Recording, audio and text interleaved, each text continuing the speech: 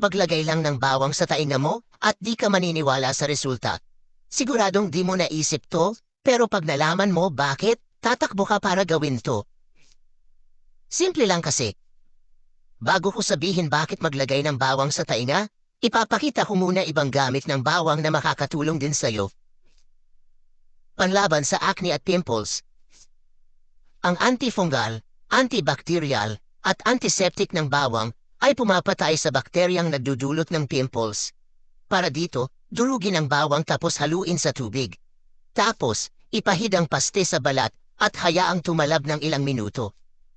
Pagkatapos, banlawan. Makikita mo ang malaking pagbabago. Hindi ka na magkakaroon ng pimples ulit. Epektibo rin ito para mawala ang balakubak.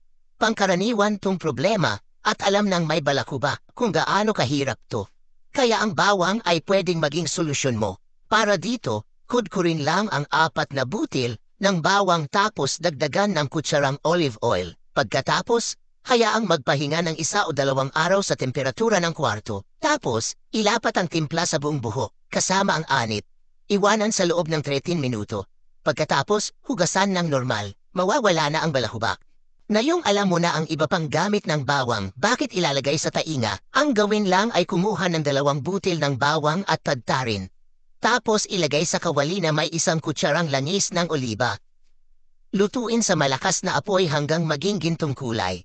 Kapag ganito na, patayin ang apoy. Kunin ang likido at ilagay sa isang lalagyan. Pag malamig na, isawsaw ang bulak sa likido at ilagay sa tainga ng 13 minuto. Ito'y nakakaalis ng sakit sa tainga dulot ng pamamaga o impeksyon. Kung may ganitong sintomas ka, sabihin mo sa ibaba kung alin.